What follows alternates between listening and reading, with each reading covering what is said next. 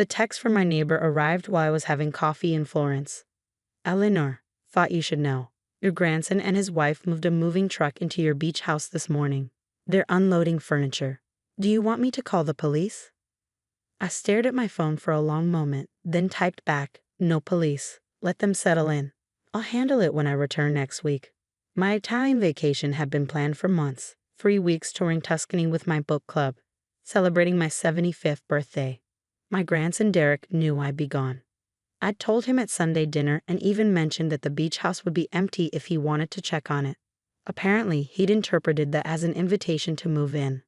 I forwarded the text to my property manager and lawyer with a simple message: prepare eviction paperwork. I'll be home Monday.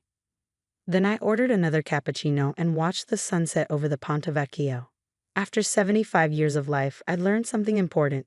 People will take whatever you don't protect. And I'd spent the last 50 years protecting everything. I returned to my Naples, Florida condo on Monday evening. The beach house was 20 minutes south, a modest 3-bedroom cottage I purchased 40 years ago for $80,000. It was now worth about $2.3 million, sitting on prime beachfront property. Tuesday morning, I drove down to check on the situation. The house looked different. Derek had replaced my simple beach furniture with expensive modern pieces. He'd installed a new grill on the deck. His wife Chelsea's Mercedes was in the driveway, the car I'd heard they couldn't afford but had bought anyway. I didn't knock. I used my key and walked in. Derek and Chelsea were having breakfast on my deck, drinking coffee from my Italian espresso machine, watching the waves crash on my beach. Grandma. Derek stood up, looking guilty for exactly 3 seconds before his expression shifted to defensive. What are you doing here? I thought you were in Italy until Friday. I came home early. Why are you in my house? We're not in your house. We live here now. Chelsea didn't stand, just sipped her coffee like she owned the place. Derek and I decided the beach house makes more sense for us than for you. You decided. You're 75 years old, Chelsea continued. You have that perfectly nice condo in Naples. You don't need 2 properties. Meanwhile, Derek and I are trying to start our family, and we need space. The beach is good for children. So you moved into my house without asking? We were going to ask, Derek said quickly, but you were away, and the opportunity came up to get out of our lease early, and you thought you'd just take it. Not take it, transition it. You can visit whenever you want, Grandma. We're not kicking you out. How generous. Chelsea set down her coffee cup. Look, Eleanor, let's be realistic. You're not getting any younger. Managing 2 properties is too much at your age. Derek is your only grandson. This house will be his eventually anyway. We're just accelerating the timeline. Accelerating the timeline, I repeated. By moving in while I was out of the country. We knew you'd make a big deal about it if we asked, Derek admitted. This way, it's already done. You can see how perfect we are for this place. We'll take good care of it. I looked around at my house, my furniture replaced, my photos removed, my space completely overtaken by 2 people who decided they deserved it more than I did. I need to make a phone call, I said. I'll be back this afternoon. Grandma, come on. Don't be difficult about this. I left without responding. At my lawyer's office, I reviewed the documents I'd asked him to prepare. Eleanor, are you sure about this? Martin Chen had been my attorney for 30 years. This is your grandson. Who stole my house while I was on vacation? Yes, I'm sure. The eviction will be immediate. They'll have 48 hours to vacate. Good. And the other matter? You're certain you want to proceed? I looked at the property documents spread across his desk. Documents Derek and Chelsea knew nothing about. Documents that would change everything. Absolutely certain. I returned to the beach house at 4 p.m. with Martin, a police officer, and a locksmith. Derek answered the door annoyed. Grandma, what's with the entourage? We're trying to settle in. You're trying to steal my property. There's a difference. I handed him the eviction notice. You have 48 hours to remove your belongings and vacate the premises. If you're not out by Thursday at 4 p.m., the sheriff will remove you. Derek's face went white. You're evicting us? Your own grandson? You moved in without permission. That's called trespassing. Chelsea appeared behind him, reading over his shoulder. This is ridiculous. We're family. You can't evict family. I can evict anyone who illegally occupies my property. Derek's your only heir. This house will be his someday anyway. Actually, it won't, I said. Derek, did you know your grandfather and I established a family trust in 1985? What trust? The Sullivan Family Trust. It holds all of our assets, properties, investments, cash holdings. Your grandfather wanted to make sure everything was protected, properly managed, and distributed according to specific conditions. What conditions? Derek asked nervously. Martin pulled out another document. The trust specifies that Derek Sullivan receives his inheritance only if he demonstrates financial responsibility, maintains a respectful relationship with his grandmother, and doesn't attempt to claim assets before her death. I've been responsible. You've been unemployed for 8 months, I said. Chelsea works part-time as a yoga instructor. Yet somehow you're driving a $70,000 Mercedes and took a $15,000 trip to Cabo last month. Where did that money come from? Derek and Chelsea exchanged glances. We had savings, Derek said weakly. You had $3,200 in savings according to the bank statements you showed me when you asked to borrow $10,000 in January. I pulled out a folder. But you've spent over $50,000 in the past 6 months. Care to explain? Chelsea's face turned red. How do you have our bank statements? I don't. But Derek is an authorized user on accounts under the Sullivan Family Trust umbrella. Trust beneficiaries' finances are monitored to ensure responsible stewardship of future assets. You've been spying on us? I've been protecting trust assets. And what I found is concerning. Derek, you've been telling people I have dementia, that I'm confused, that you're managing my affairs because I'm no longer competent. That's not. I have emails, text messages, a recording of you telling your Uncle Paul that I've gotten too old to handle my own finances and that you're helping me transition everything to your name. I looked at my grandson, the little boy I'd raised after his parents died, the young man I'd put through college, the person I'd loved unconditionally. You've been setting up a guardianship petition. Derek's silence confirmed it. You were going to have me declared incompetent, I continued. Take control of my assets. Move into my properties, all while I'm alive and healthy. Grandma, it's not like that. Then what is it like? He had no answer. Chelsea found her voice. We need this house, Eleanor. We're starting a family. We deserve a nice place to raise our children. You have more than enough. How much do you think I have? Derek said you're worth maybe $2 million, the condo, this beach house, some savings, nothing extravagant, but enough that you should share with family. I smiled. Martin, would you like to explain? My lawyer opened his briefcase. The Sullivan Family Trust currently holds assets valued at approximately $47 million. Properties include this beach house, Mrs. Sullivan's Naples condo, 2 rental properties in Fort Myers, a commercial building in downtown Naples, and 4 luxury vacation properties in other states. Chelsea's mouth fell open. Additionally, Martin continued, Mrs. Sullivan owns the entire beachfront property through an offshore holding company called Ocean View Properties, LLC. This beach house sits on a 3-acre parcel. The other 12 houses on this street? Also owned by Ocean View Properties. Mrs. Sullivan is their landlord. 12 houses? Derek whispered. 14, actually. There are 2 more on the adjacent street. I pulled out my phone and showed them the property management app. I purchased them gradually over 40 years as they came on the market. The rental income is approximately $380,000 annually. You own the whole neighborhood. I own the whole beachfront. About 30 acres total. The land alone is worth $35 million, with the houses closer to $45 million. Chelsea looked like she might faint. And you let us think you were just some old lady with a beach cottage? I am just some old lady with a beach cottage. I'm also a real estate investor, a trust fund manager, and apparently someone whose family thinks she's too senile to notice when they're trying to steal from her. Grandma, please? We made a mistake. You made a choice. You chose to view me as an obstacle instead of a person. You chose to move into my home without permission. You chose to tell people I have dementia so you could justify taking control of my assets. I turned to Martin. Proceed with the eviction. Wait. Derek grabbed my arm. What about my inheritance? The trust? The trust has a forfeiture clause. If a beneficiary attempts to claim assets prematurely through fraud or by undermining the grantor's competency, they forfeit their entire inheritance. No, you can't. I didn't do anything, Derek. You did. You violated the trust terms. You attempted fraud. You broke my heart. I pulled my arm free. You have 48 hours. After that, everything you brought into this house becomes my property, and you'll be removed by force. Where are we supposed to go? That's not my problem anymore.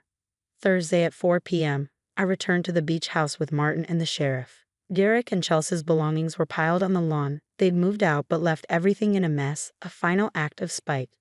The locksmith changed all the locks. The cleaning crew I'd hired started repairing the damage they'd done. Holes in the walls from mounting their TV, scratches on the hardwood floors from moving furniture.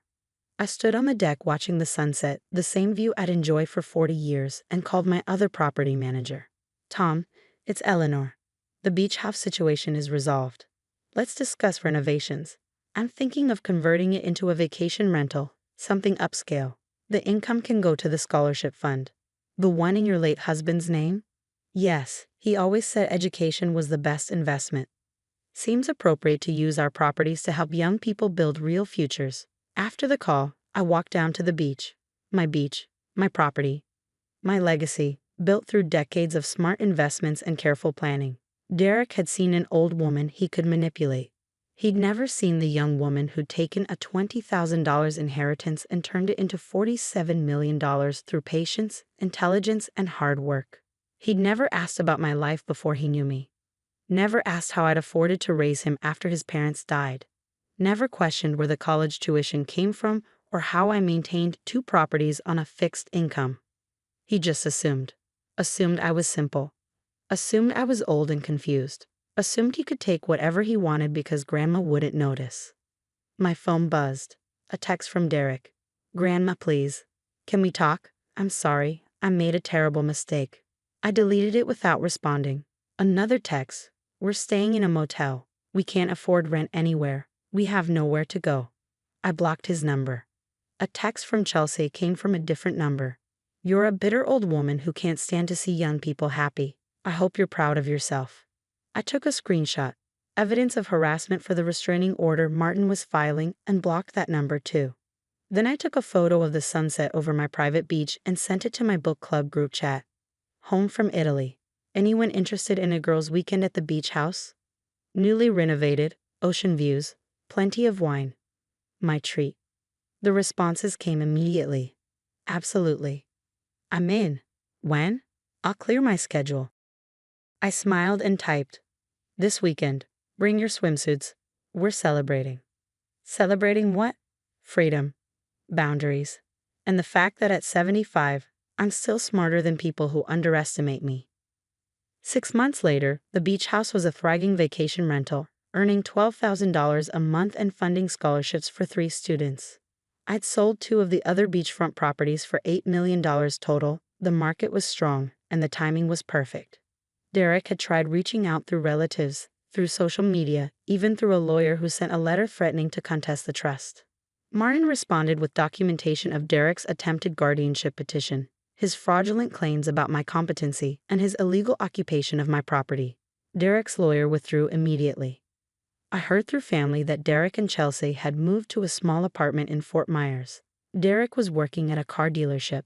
Chelsea was teaching yoga full-time. They were struggling, bitter, and telling anyone who listened that I had stolen their inheritance. I didn't care. I'd learned long ago that you can't steal what was never yours to begin with.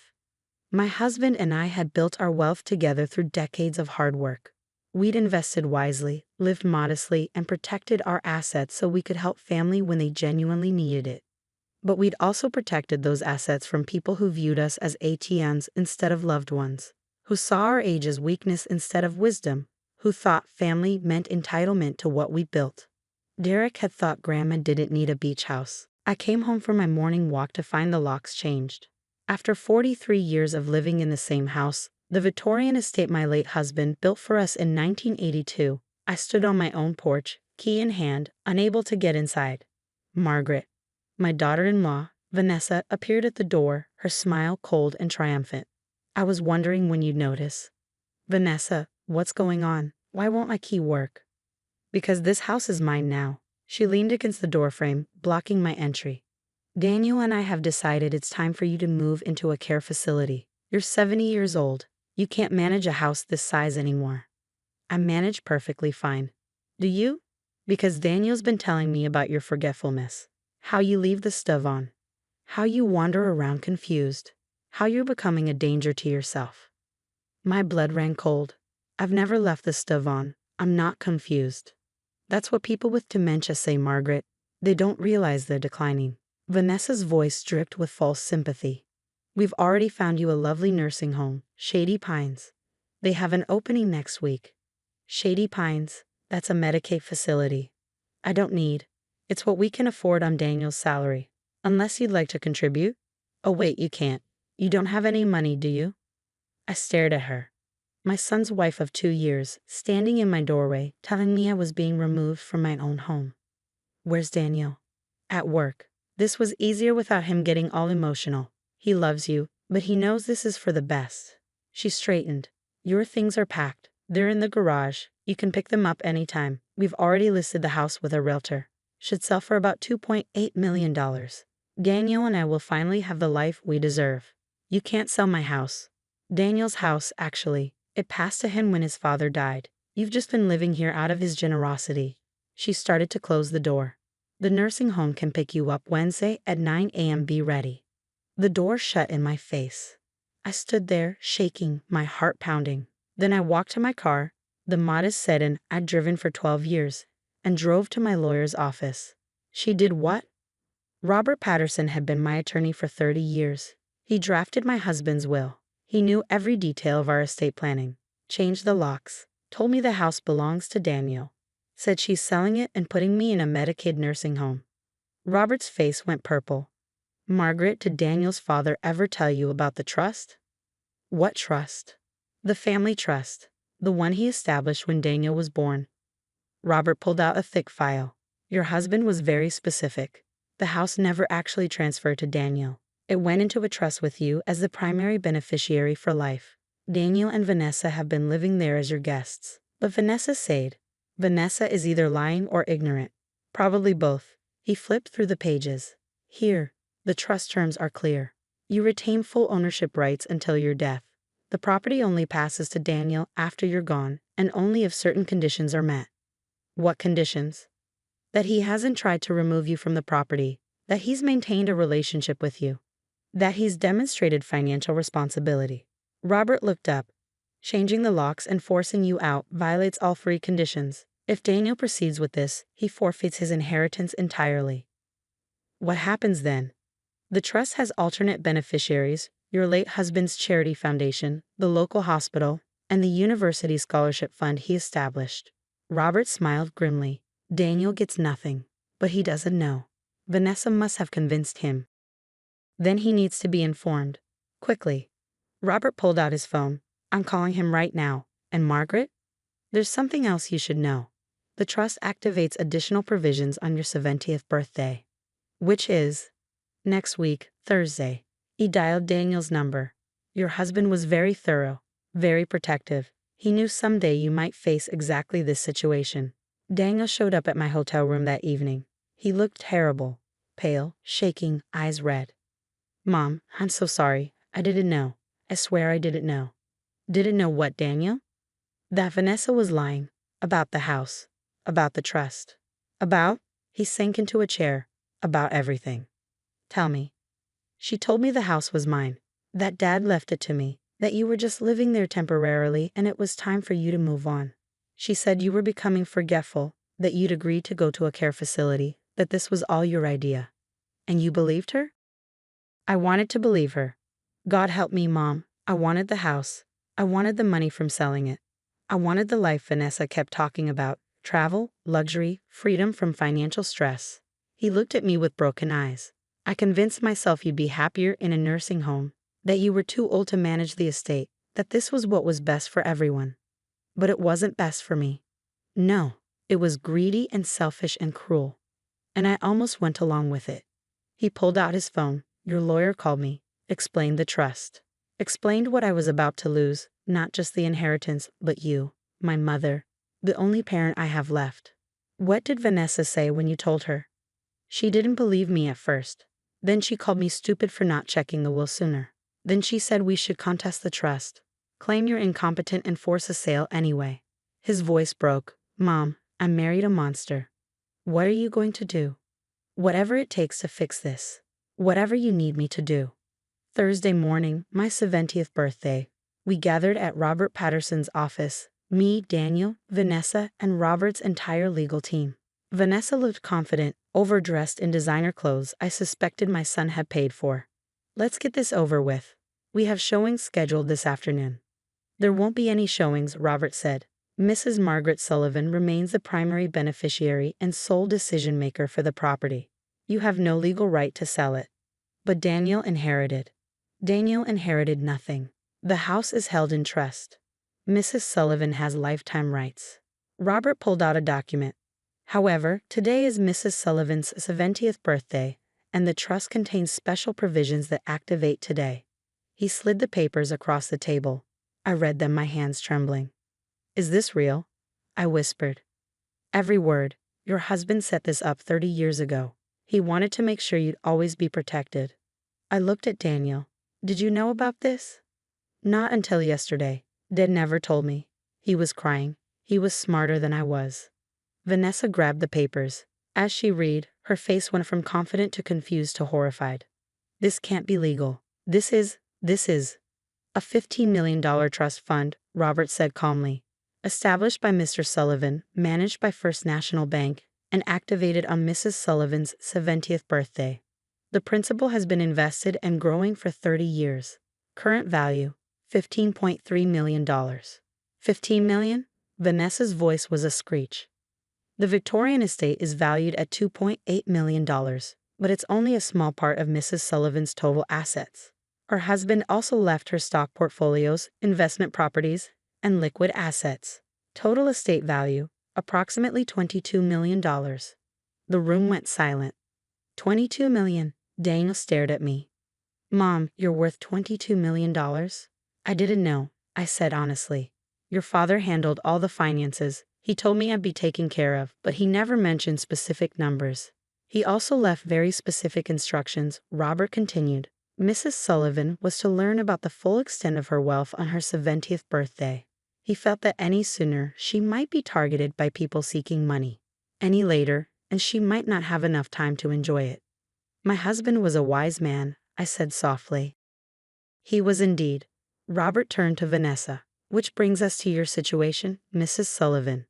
You attempted to fraudulently remove the primary beneficiary from her home. You changed the locks without authorization. You attempted to sell property you don't own. And according to these financial records Daniel provided, you've been systematically stealing from him, forging his signature on credit cards, emptying his savings account, and running up over $80,000 in debt in his name. Vanessa went white. Daniel, you gave me those cards. You said I could use them. For groceries and gas, Daniel said quietly. Not for $5,000 shopping trips and $15,000 spa vacations with your friends. You have two options, Robert said. Option 1.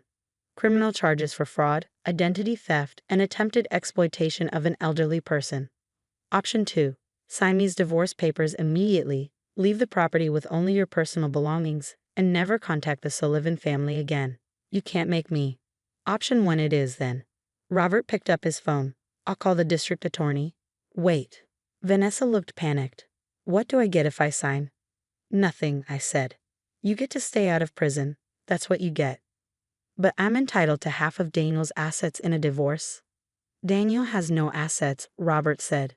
He has $80,000 in debt that you created. If you divorce him, you're liable for half of that debt. If you go to trial, you'll be liable for all of it, plus restitution, plus possible prison time. Vanessa looked at Daniel desperately. Baby, you can't let them do this to me. I love you. We're a team. You tried to put my mother in a nursing home so you could steal her house, Daniel said flatly. We're not a team. We never were. Fine. Vanessa snatched the pen and signed the papers. But you're both going to regret this. I'll tell everyone what you did. I'll ruin your reputations. You'll do nothing, Robert said, because these documents include a non-disparagement clause. If you say anything negative about the Sullivan family to anyone, you'll be sued for breach of contract. Damages start at $100,000. Vanessa's hands shook as she finished signing. Can I at least get my clothes? You have 1 hour to collect your personal items from the estate. A deputy will escort you. Anything purchased with Daniel's credit card stays. After Vanessa left, escorted out by security, Daniel turned to me. Mom, I don't deserve your forgiveness. I don't deserve the inheritance. I don't deserve anything. You're right, you don't. I let him sit with that for a moment. But I'm going to give you a chance anyway. One chance. Anything. Move back into the house. Your old room. Pay rent. Market rate, $2,000 a month. Get a second job to pay off the debt Vanessa created. Go to therapy to understand why you were so easily manipulated. And rebuild our relationship from the ground up. What about the inheritance? We'll discuss that in 5 years. If you've proven yourself, if you've shown responsibility, integrity, and genuine remorse, we'll revisit the trust terms. But right now, you get nothing except a chance. That's more than fair. No, Daniel, it's more than you deserve. But your father loved you, and so do I. We just need to figure out if you love us back or if you only love what we can give you. 6 months later, I sat in my Victorian estate, the home my husband built, the home I'd almost lost, reviewing financial statements with my new investment advisor. The $15 million trust was now $16.2 million thanks to smart investments. The house had been appraised at $3.1 million. My total net worth was just over $24 million. Daniel lived in his childhood bedroom, paid rent on time, worked 2 jobs, and attended family therapy every week. He paid off $30,000 of Vanessa's debt. He had a long way to go, but he was trying. Vanessa, according to mutual friends, was living with her parents in Ohio, working at a call center, and very bitter about how things had turned out. I didn't feel bad for her. My phone rang. Robert Patterson. Margaret, I have news. Vanessa violated the non-disparagement clause. She's been posting on social media about how you stole her house and destroyed her marriage. What do you recommend? We sue for breach of contract, $100,000 in damages plus legal fees. I thought about it. About Vanessa's face when she told me, this house is mine now. About the nursing home she picked out, the cheapest, most depressing facility she could find. About how close I'd come to losing everything. Do it, I said, and Robert? Donate whatever we recover to the Alzheimer's Foundation, in my husband's name. He'd have liked that. He would. He always knew how to plan for the worst while hoping for the best.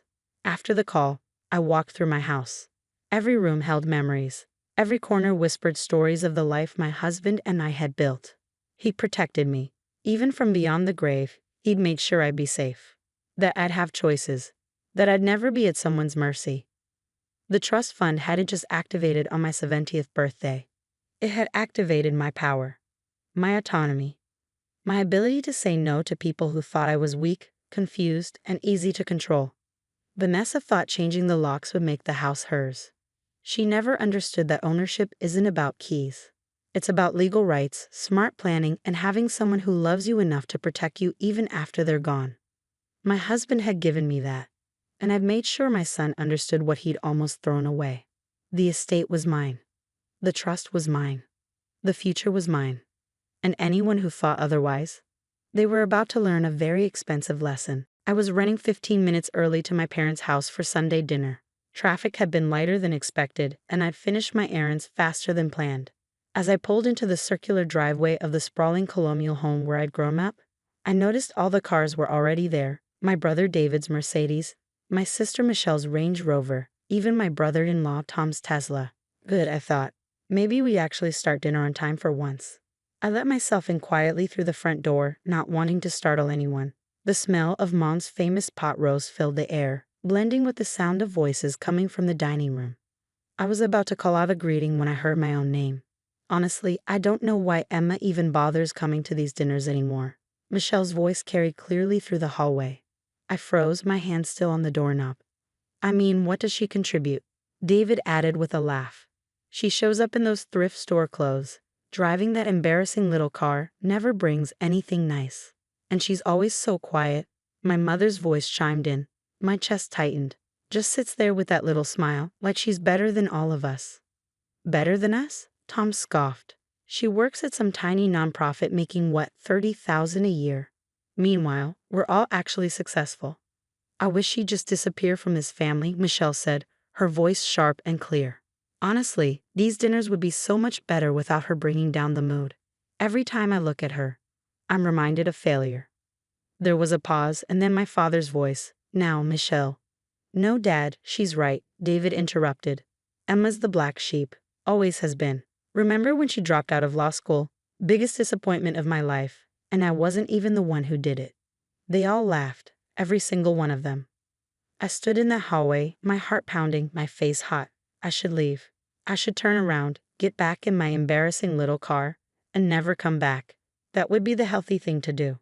But then something else stirred inside me, something calm and cold. I plastered a smile on my face, straightened my thrift store blouse, which was actually vintage Chanel, but they wouldn't know that, and walked into the dining room. Hi everyone, I said brightly. Sorry I'm a little early. Traffic was great. The conversation stopped abruptly. I watched the color drain from Michelle's face and saw David's eyes widen slightly. Mom recovered first, her society wife training kicking in. Emma, darling, we didn't hear you come in. She stood and kissed my cheek, her smile not quite reaching her eyes. We were just talking about the weather. It's a beautiful evening, I agreed, taking my usual seat at the far end of the table, the seat they always gave me, furthest from Dad's position of honor. That pot roast smells amazing, Mom. Dinner proceeded normally on the surface. They talked about David's latest business deal, Michelle's upcoming vacation to the Maldives, Tom's promotion at the law firm. I nodded, smiled, and asked polite questions, watching them relax as they realized I either hadn't heard or was too pathetic to react. And what about you, Emma? My father finally asked, the way someone might ask about the weather out of politeness. How's the nonprofit? It's wonderful, I said warmly. We're really making a difference in children's literacy rates. That's nice, Michelle said, her tone making it clear she thought it was anything but. Must be so fulfilling, working with the less fortunate, since you are one of them. David snorted into his wine glass. I just smiled. It really is fulfilling. Speaking of which, how's that townhouse working out for you, David? The one on Elm Street? He blinked, surprised I remembered. Fine. Why? Just curious. And Michelle, you're still in the Harbor View apartments, right? That corner unit? Yes. She looked at me suspiciously. Why are you asking about our homes? Oh, no reason, I said lightly. Just making conversation. Tom, your law firm is in the Morrison building downtown, isn't it? 4th floor, he confirmed, looking confused. Emma, what's this about? Nothing at all, I assured them. I'm just taking an interest in your lives. Isn't that what family does? The conversation moved on, but I could feel their eyes on me occasionally, puzzled and slightly uneasy. Good. I left at 9. Hugging everyone goodbye and thanking Mom for dinner. Michelle barely looked at me. David patted my shoulder with exaggerated sympathy. Hang in there, little sis, he said. Things will get better eventually. Maybe. I'm sure they will, I replied serenely. I drove home in my embarrassing little car, a carefully maintained 2015 Honda Civic that helped me maintain my cover, and went to bed early. I had a busy morning ahead. At 8:47 a.m. the next morning, my phone started ringing. It was David. I let it ring. 2 minutes later, Michelle called, then David again. Then a number I recognized as Tom's office line. Then my mother. I was in a meeting, so I let them all go to voicemail. Around 10:30, during my break, I finally listened to the messages. David's voice was panicked. Emma, I need you to call me back immediately. There's been some kind of mistake with my lease. They're saying, just call me back, please. Michelle's was shriller. What the hell is going on? My landlord just called and said the building was sold, and they're reviewing all leases, and I need to. Emma, if you know anything about this, call me now. Tom's was professional but strained. Emma, this is Tom. Our law firm just got notice that the Morrison building has a new owner, and they're terminating several leases, including ours. The letter was signed by someone named Emma Shen, and I thought, well, please call me. Mom's was confused and worried. Sweetheart, your brother and sister are very upset about something with their apartments. Do you know anything about this? Please call me back. I smiled at my phone and returned to my meeting. At noon, my phone rang again. This time it was my father, so I answered. Emma. His voice was tight. Your siblings seem to think you have something to do with their current housing and business situations. Do they? I asked mildly. Emma Chen, he said, using my full name the way he had when I was a child in trouble. What's going on? Why don't we have lunch, Dad? My treat. There's a nice place near your office. I don't have time for. Make time, I said, my voice still pleasant, but now carrying an edge of steel he'd never heard from me before. Trust me, you'll want to hear this. 1 o'clock at Marcelo's. I'll have a table waiting. I hung up before he could respond. Marcelo's was one of the most exclusive restaurants in the city. I'd bought it 3 years ago, along with the building it occupied. My father arrived at 1:03, looking irritated and worried in equal measure. Miss Chen, the host greeted me warmly. Your table is ready. Please follow me. My father's eyebrows rose slightly at the greeting, at the deference in the host's voice. We were seated at the best table, by the window overlooking the city. My father looked around, clearly recognizing the quality of the establishment, probably calculating what lunch here would cost. Emma, what is this about? He demanded as soon as we were alone. Your brother says he's being evicted. Michelle is hysterical. Tom's law firm is being forced to relocate. And they all seem to think you're involved somehow, which is ridiculous, but... It's not ridiculous, Dad. I opened my menu calmly. The salmon here is excellent, by the way.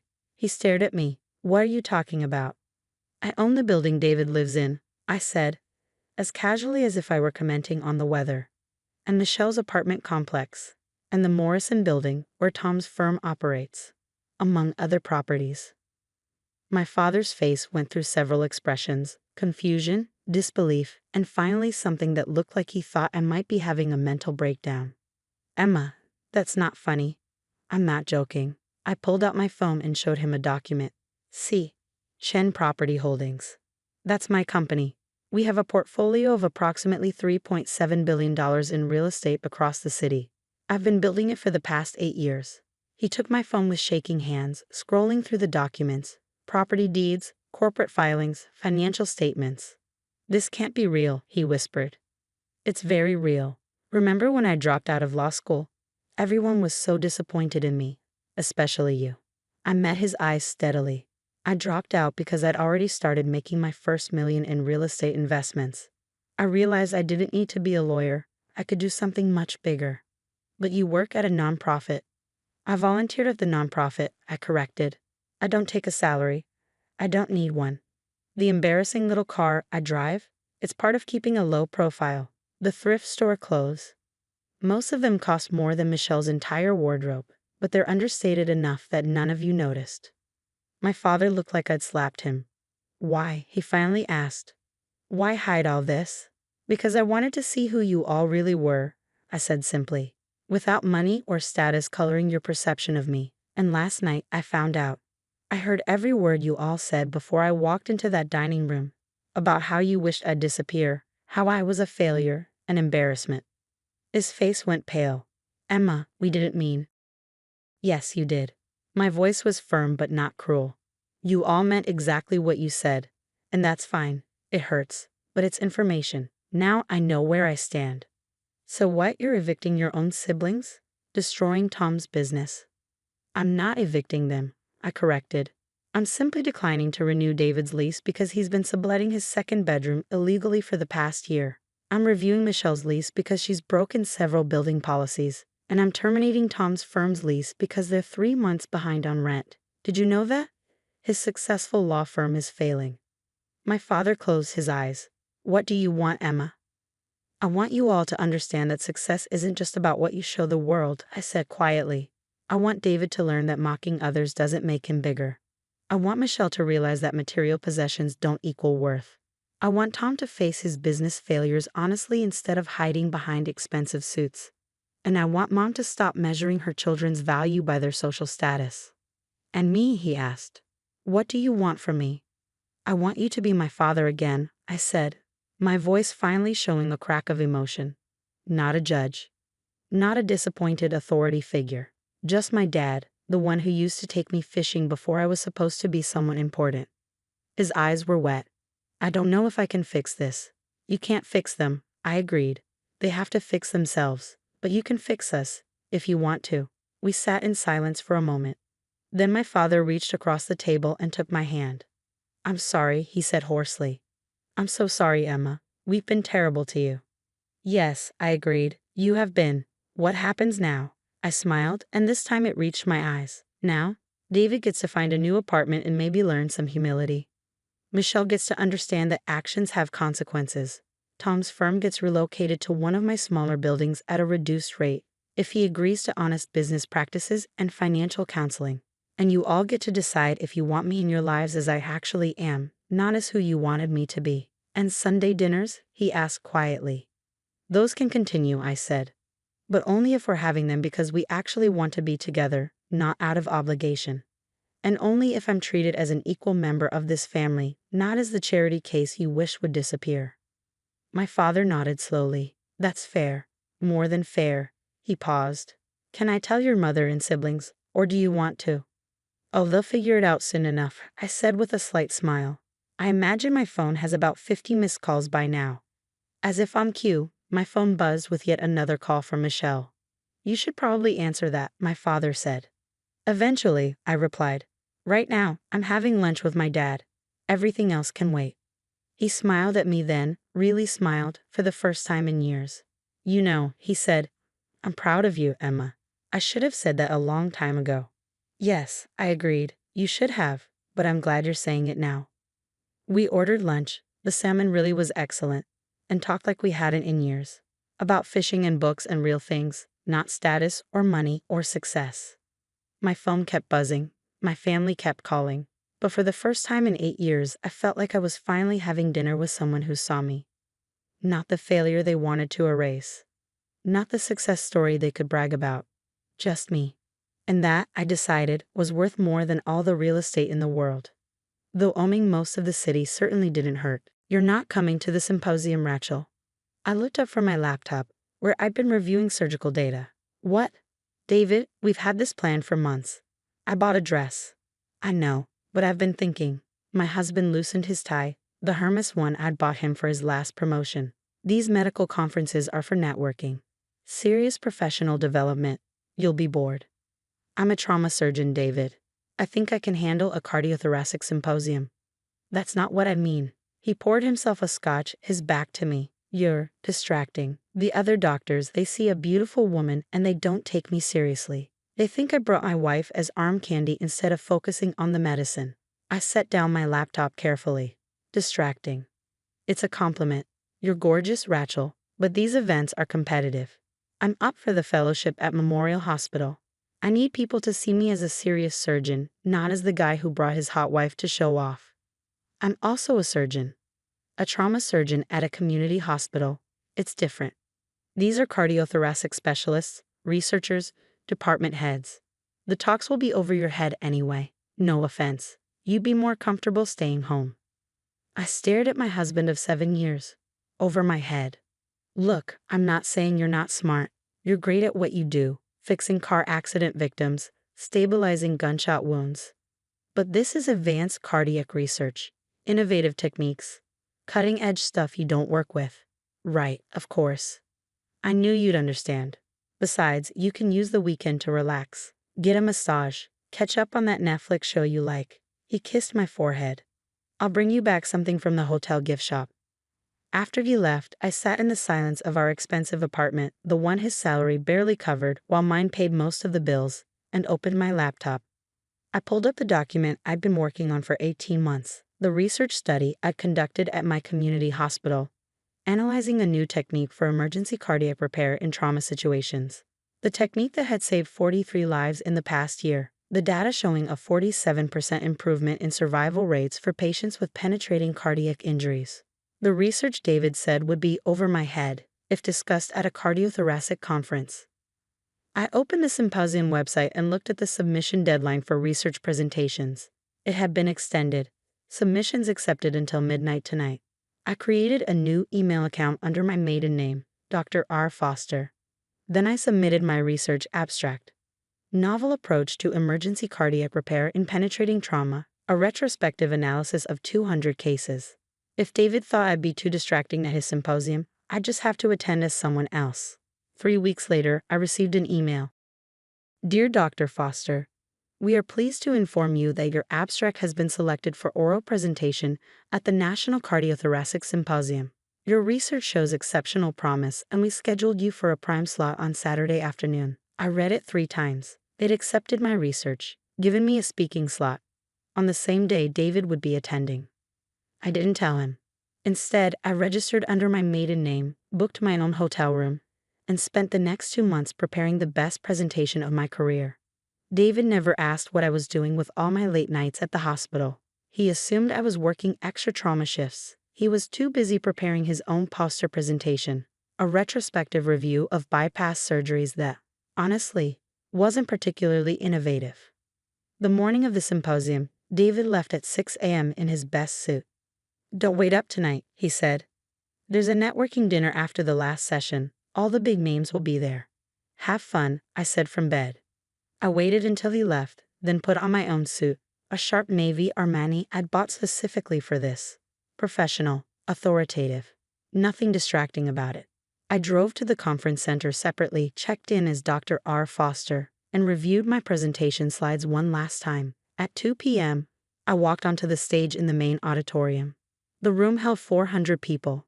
I spotted David in the third row, sitting with colleagues from Memorial Hospital, the prestigious institution where he wanted his fellowship. He didn't recognize me at first. Why would he? His wife was supposed to be at home watching Netflix, not presenting groundbreaking cardiac research. "Good afternoon," I began, my voice steady. "I'm Dr. Rachel Foster, and I'm here to discuss a novel approach to emergency cardiac repair that's revolutionizing trauma surgery outcomes." I saw the moment David recognized my voice. His head snapped up, his face went white. I smiled and continued. For 40 minutes, I presented data that stunned the room: survival rates, technique modifications, video evidence of the procedure, and testimonials from patients who should have died but walked out of my hospital. The audience was silent, riveted. When I finished, the questions came rapid fire from the most respected cardiac surgeons in the country. Dr. Elizabeth Morrison from Johns Hopkins. "This is extraordinary work, Dr. Foster. Have you considered publishing?" "I'm currently in discussions with the Journal of Cardiac Surgery." Dr. Robert Chen from Massachusetts General. "What hospital are you affiliated with?" "Mercy Community Hospital. We're a Level 1 trauma center, which gives us unique opportunities for this kind of research." Dr. James Patterson from Memorial Hospital. "David's dream institution. Dr. Foster, we'd very much like to speak with you about opportunities at Memorial. We're restructuring our trauma department and could use someone with your expertise." "I'd be happy to discuss that." The moderator finally ended the questions. As I walked off stage, I could feel David's eyes following me. I didn't look at him. Instead, I was surrounded by colleagues eager to discuss my research, exchange cards, and talk about collaboration opportunities. Dr. Patterson from Memorial pulled me aside. "Dr. Foster, I'm serious about Memorial. We're looking for a new chief of trauma surgery. Your research is exactly the innovative approach we need. Would you consider interviewing Chief of Trauma Surgery? It's a significant role: department head, research budget, teaching opportunities. 6 figures plus benefits." He handed me his card. "Call my office Monday. We'll set something up." Over his shoulder, I saw David standing alone, holding his poster presentation that no one had bothered to look at. I avoided David for the rest of the conference. I attended the networking dinner he'd mentioned, the one he said I'd be too distracted for. Except now, I was Dr. R. Foster, the trauma surgeon everyone wanted to meet. I spent the evening discussing research, fielding job offers, and establishing myself as an expert in cardiac trauma. David tried to approach me once. I was talking to Dr. Morrison from Johns Hopkins when he appeared at my elbow. "Rachel." "I'm sorry," I said coolly. "Do I know you?" His face flushed. "It's me, David, your husband." "Oh, David." I turned to Dr. Morrison. "Excuse me." "This is my husband, Dr. David Bennett. He's a cardiothoracic surgeon at Riverside Medical." "The community hospital?" Dr. Morrison looked confused. "I thought you said." "I work at Mercy Community. David works at Riverside. Different hospitals." I smiled. "David, this is Dr. Elizabeth Morrison from Johns Hopkins. We've been discussing a potential research collaboration." David looked like he'd been punched. "You work at a community hospital. You told people." I told people the truth. "I'm a trauma surgeon who conducts research. You're the one who assumed trauma surgeons at community hospitals couldn't understand advanced cardiac concepts." I turned back to Dr. Morrison. "David was supposed to be networking today. How did your poster presentation go, honey?" No one really stopped by." "That's too bad. Well, don't let me keep you from networking. I know how important that is. He stood there for another moment, then walked away. Dr. Morrison watched him go. Your husband seems surprised by your presentation. He didn't know I was coming. He thought I'd be too distracted at a medical conference. Her eyebrows rose. Too distracted. You're a trauma surgeon, with a medical degree from Stanford and a trauma fellowship from UCLA. But apparently, I'm distracting. I sipped my wine. He's going to be more distracted when I tell him I'm interviewing for Chief of Trauma Surgery at Memorial Hospital, the same hospital that just rejected his fellowship application. Dr. Morrison laughed. Oh, I like you. Let's definitely collaborate on that research. I didn't go home that night. I stayed in my hotel room, fielding emails from conference attendees, reviewing the job offer details Memorial Hospital had sent, and drafting my resignation letter from Mercy Community. David called 17 times. I ignored all of them. Finally, at midnight, he texted, "We need to talk. I'm in the lobby." I went downstairs in jeans and a t-shirt. He was still in his suit, rumpled now, looking exhausted. "Why didn't you tell me?" he demanded. "Tell you what? That I was conducting research? That I had data worth presenting? That I'm not just some trauma surgeon who fixes car accident victims?" "That's not what I mean." "That's exactly what you meant, David. You told me this conference would be over my head. That I'd be distracting. That I should stay home and watch Netflix while you did the real medicine." I was trying to protect my professional image. By hiding your wife because you thought having a beautiful woman would make people take you less seriously. That's not protection, David. That's insecurity masquerading as strategy. He sank into a chair. Memorial Hospital offered you Chief of Trauma Surgery. They did. I applied for a fellowship there. They rejected me. Said my research wasn't innovative enough. I know, Dr. Patterson told me. And you're going to take it? The job I wanted? I'm considering it. It's an excellent opportunity. Department head, research budget, exactly the kind of serious professional development you said I couldn't handle. Rachel, please, this is humiliating. Everyone at the conference is talking about it. How Dr. Bennett's wife turned out to be the star presenter. How the trauma surgeon from the community hospital showed up all the cardiac specialists. I didn't mean to humiliate you. Then why did you do it? I looked at my husband, the man I'd supported through residency, through fellowship, through every professional milestone. The man who just told me I was too distracting and too stupid to attend his conference. Because I got tired of being invisible. You've introduced me as my wife, Rachel, for 7 years. Never as Dr. Rachel Bennett. Never as your colleague. Just your beautiful, distracting wife who works at a community hospital. You could have told me about your research. I tried. Multiple times. You changed the subject. You said trauma research wasn't as important as cardiac surgery. You made it clear that your career mattered and mine was just a job. That's not true, isn't it? When was the last time you asked about my work? About my patients? About anything I was doing professionally? I stood up. You know what the worst part is? I almost didn't submit that abstract. I almost let you convince me I wasn't good enough. That my work wasn't important enough. That I should stay home and be decorative while you did the real medicine. I never said that. You said it every time you dismissed my career. Every time you introduced me as just your wife. Every time you chose to hide me instead of stand beside me. I walked toward the elevator. I'm taking the job at Memorial, David. I'm accepting the chief position, and I'm filing for divorce. Divorce? Rachel, no. You married a doctor, David, but you wanted a trophy wife. You can't have both, and I'm done trying to be less than I am just to make you comfortable. 6 months later, I started my position as Chief of Trauma Surgery at Memorial Hospital. My research paper was published in the Journal of Cardiac Surgery, with a feature article in JAMA.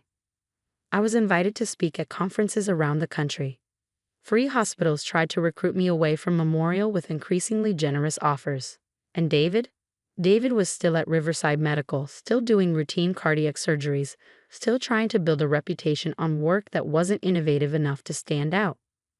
I heard through colleagues that he tried to claim credit for inspiring my research, that he told people at Riverside he'd encouraged my academic pursuits. No one believed him. One afternoon, I was in my new office, corner suite, view of the city, my name on the door, Dr. Rachel Foster Bennett, Chief of Trauma Surgery, and my assistant buzzed.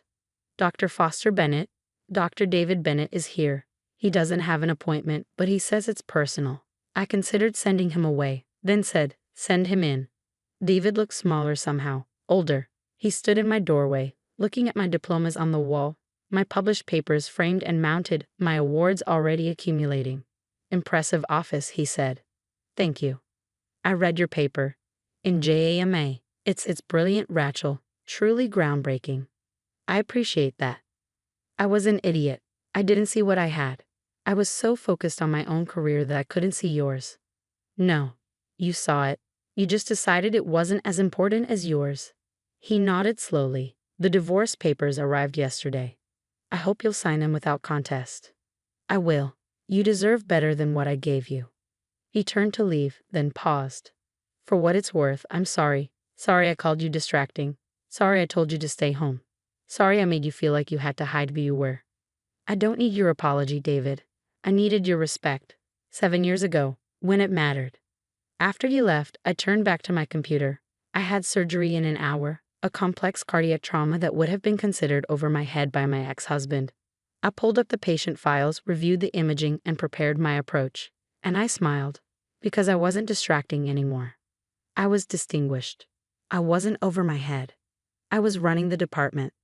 And I wasn't the beautiful trophy wife who should have stayed home. I was Dr. Rachel Foster Bennett, Chief of Trauma Surgery, published researcher, and living proof that the only thing more dangerous than a distracting woman is the one you underestimate. David learned that lesson too late. But every surgeon who reads my papers learns it just in time. I was at my desk reviewing quarterly reports when the Instagram notification popped up. My mother had tagged me in a post. That should have been my first warning. I opened it to find a carousel of photos. My sister Victoria in a designer dress, surrounded by balloons and champagne, standing in our family's mansion, the same mansion where I'd grown up, where we'd celebrated every birthday, every achievement, every milestone. Except mine, not for the past 5 years.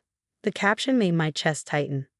Celebrating my CESFEL daughter's promotion to senior VP. Only real achievements deserve parties. Some people build careers, others just play pretend. Proud mom, real success, note every omni can win. Today was my 30th birthday. My sister's promotion had happened 3 weeks ago, but mom had deliberately scheduled this party for today, for my birthday, and made sure to tag me so I wouldn't miss it. I scrolled through the photos. My father, smiling proudly at Victoria. My aunts and uncles, all dressed up. Extended family I hadn't heard from in months. Even my grandmother was there, the woman who'd once told me I was her special girl before I disappointed everyone. The comments were already rolling in. Such a beautiful celebration. Victoria is so accomplished. Some daughters make you proud. Congratulations. This is what success looks like. And then, from my cousin Jennifer. Happy birthday, Melissa. Hope you're having a good day. Followed immediately by my mother's reply. Today is about Victoria's achievements, not birthdays. Let's focus on what matters. I sat back in my ergonomic office chair, the one I'd bought myself for my corner office on the 42nd floor, and laughed. Actually laughed. My assistant knocked on the glass wall. "Ms. Chen, your 2 p.m. is here. Give me 5 minutes, please, Amanda." I opened my email and pulled up 3 specific contacts. Property manager. Legal at Skyliner Real Estate. Accounting at. My fingers moved quickly across the keyboard. Subject. Immediate action required. Property access termination. Dear team, effective immediately, please terminate all access privileges for the following individuals at 847 Riverside Drive, the family mansion property.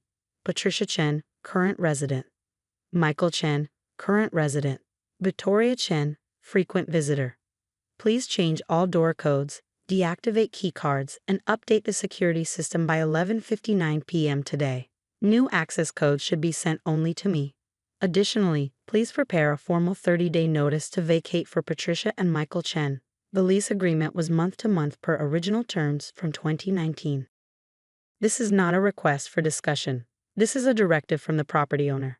Best regards, Melissa Chen, owner, Skyline Properties LLC. I hit send on all 3 emails, then called my property lawyer directly. "David, it's Melissa. I need you to do something for me tonight." Let me back up. 5 years ago, I left my family's luxury real estate business, Shen Dynasty Properties, founded by my grandfather, run by my father, where Victoria now worked as senior VP. I left because I was tired of being invisible, tired of my ideas being dismissed, tired of my father saying real estate is for serious people while handing Victoria the projects I designed. So I started my own company, Skyline Properties. I started small, a single apartment building I bought with money I'd saved and a loan I qualified for on my own merit. Then I bought another building, and another. I did it quietly, using an LLC, operating under the radar while my family mocked my cute little venture. My mother loved telling people I'd given up on the family business to play entrepreneur. Victoria would laugh about my starter properties at family dinners. What they didn't know, what I'd never told them, was that over 5 years I'd built an empire. 42 properties across the city, commercial buildings, luxury apartments, mixed-use developments. My portfolio was worth $380 million, including the mansion they were currently partying in. See, 3 years ago, my parents made a catastrophic business decision. They over-leveraged on a development deal, and when the market shifted, they were facing foreclosure on everything, including the family mansion that had been in our family for 60 years. My father was too proud to tell anyone how bad things were, but I have friends in banking, I heard.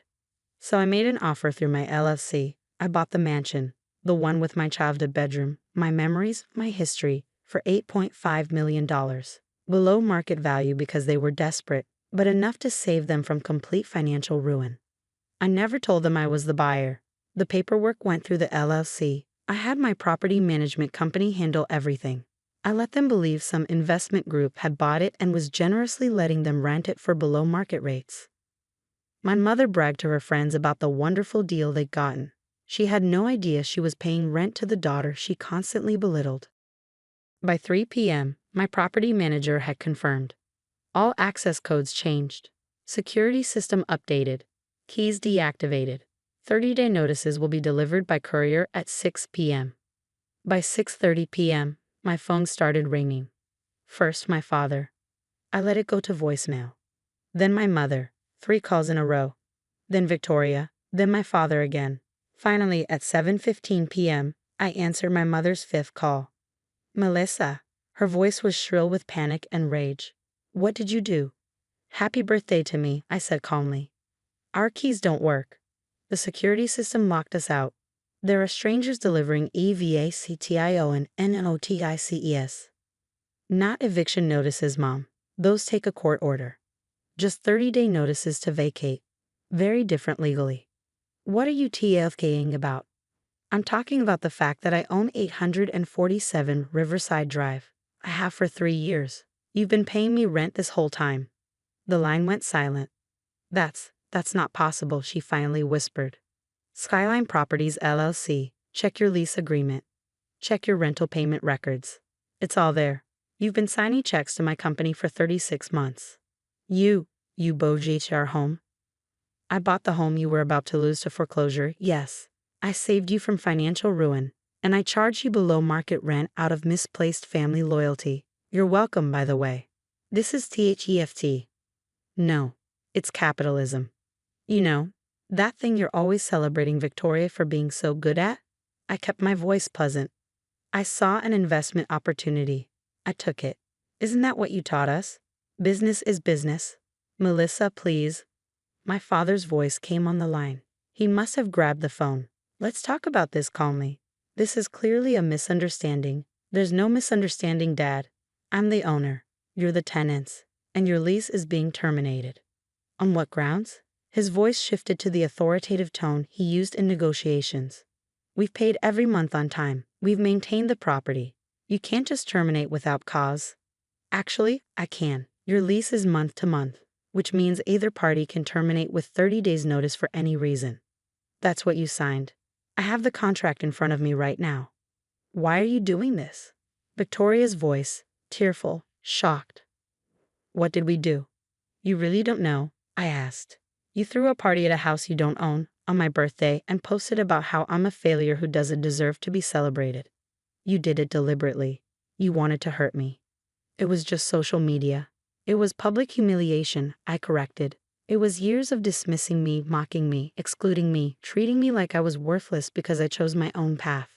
And today, on my 30th birthday, you decided to make sure everyone knew exactly how little you think of me. We didn't mean, Victoria started.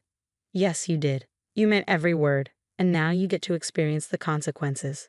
Please, my mother's voice again, desperate now. Where are we supposed to go? This is our home. It's my home. You just live there, or rather, you live there. Past tense. I paused. You have 30 days to find somewhere else. I suggest you start looking. Melissa, be reasonable. My father tried.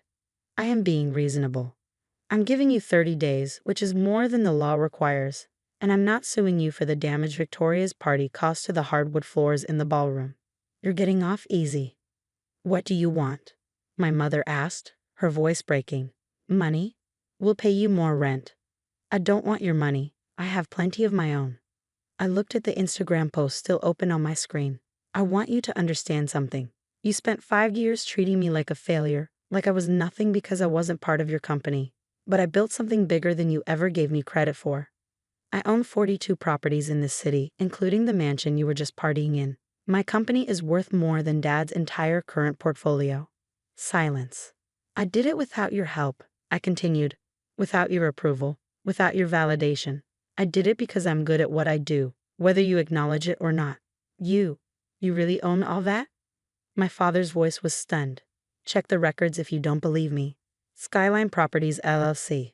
It's all public information if you know where to look. But you never looked, did you? Because you were too busy dismissing me to actually see what I was building. Why didn't you tell us? Victoria asked quietly. Because I wanted to see who you really were when you thought I was powerless. And you showed me. Today on my birthday, you showed me exactly who you are. They tried to fight it, of course. My father's lawyers reviewed the lease and confirmed what I'd already told him. Month-to-month tenancy, legal 30-day notice, no grounds to contest. My mother tried the emotional route, calling my grandmother to intervene. But Grandma surprised everyone by saying, maybe you should have been nicer to Melissa all these years. Victoria tried to appeal to sisterly bonds. She showed up at my office building. Security called me before letting her up. Please, she said when I finally agreed to see her in the lobby. This is destroying our family. No, Victoria, you destroyed it years ago. This is just the consequence. I'm sorry about the post. I'll delete it. It has 847 likes and 203 comments. Deleting it now doesn't erase what you said. What do you want me to do? Her perfect makeup was streaked with tears. I said I'm sorry. I don't want anything from you, I said honestly. I don't want revenge. I don't want to reconcile. I don't want to be invited to family dinners where everyone pretends this didn't happen. I just want you to leave me alone. We're family. Family respects each other. Family celebrates each other's successes, not just their own. Family doesn't post public humiliation on someone's birthday. I stood up. You're not my family anymore. You're just tenants who need to find a new place to live. What are you going to do with the house? That's none of your business. 28 days later, my parents moved into a luxury apartment downtown. Smaller than the mansion, but still impressive. They weren't destitute, just humbled. Victoria helped them move. She'd been quiet on social media since deleting the birthday post. On day 30, I visited the mansion for the first time since I bought it. It was strange walking through rooms I'd grown up in, seeing them empty of my family's belongings. My childhood bedroom. The library where Dad had taught me about real estate. The kitchen where Mom had hosted hundreds of dinner parties. All empty now, just mine. I stood in the ballroom where Victoria's party had been. There were still faint scuff marks on the floor where they'd moved furniture. My property manager appeared in the doorway. Ms. Chen, what do you want to do with the space? I thought about it. I could sell it, turn a huge profit. I could rent it again to someone else. I could move in myself, finally claim my childhood home. Instead, I pulled out my phone and called the director of the youth entrepreneurship nonprofit I volunteered with. Hi, Janet. It's Melissa. I have a property I'd like to donate for your business incubator program. 6 months later, the Chen family mansion, renamed the Skyline Innovation Center, opened its doors to young entrepreneurs from underprivileged backgrounds. Free workspace, mentorship, resources. Everything I'd wished I'd had when I started my company. The press coverage was extensive. Local real estate mogul transforms family estate into youth business hub. My mother called after seeing the news. You turned our home into a charity? Her voice was thick with emotion. I turned my property into something useful, I corrected. I saw your interview. You talked about building businesses without family support, about proving yourself. She paused. Were you talking about us? What do you think? A long silence. Then, I think I've been a terrible mother. I wasn't expecting that. I think, she continued, her voice breaking, I was so focused on the daughter who followed the plan that I couldn't see the daughter who was brave enough to make her own path. And I'm sorry. I'm so sorry, Melissa. I closed my eyes, years of hurt and anger warring with the faint hope that maybe finally she understood. I'm sorry too, I said quietly. I'm sorry I had to go to these lengths to make you see me. Can we try again? To be a family? I don't know, Mom. That's going to take time. I understand, she paused. For what it's worth, I'm proud of you. I should have said it years ago, but I'm saying it now. I'm proud of everything you've built. Thank you, I whispered. It wasn't forgiveness. It wasn't reconciliation, but it was a start. My 31st birthday was different. I threw my own party at a rooftop restaurant I owned. Invited my real friends, my business partners, my mentors. People who supported me, believed in me, celebrated my successes. My phone buzzed with a text from an unknown number. It was a photo, Victoria, standing in front of a modest office building with a sign that read, Victoria Chen, independent real estate consultant. The message said, I left Dad's company, starting my own firm. No family money, no connections, just me. I figured if my sister could do it, maybe I could too. Happy birthday, Melissa. I hope it's everything you deserve. I stared at the photo for a long time. Then I replied, good luck. It's harder than it looks, but worth it. 3 dots appeared, then disappeared, then appeared again. Maybe we could get coffee sometime. No family, no drama. Just sisters who both know what it's like to build something from nothing. I looked around at my party, at the life I built, at the person I'd become, not despite my family's rejection, but maybe because of it. Maybe, I typed back, let's start there. Because here's what I learned. You can't force people to value you. You can't make them see your worth. You can only build a life so undeniable that they eventually have no choice but to acknowledge it. And sometimes the sweetest revenge isn't destruction. It's success so complete, so visible, so impossible to ignore that it transforms everything, including, eventually, the people who doubted you. My mother was right about one thing in that Instagram post. Only real achievements deserve parties. And I'd achieved something real. I'd achieved it without them, despite them, and ultimately, for myself. And that made all the difference.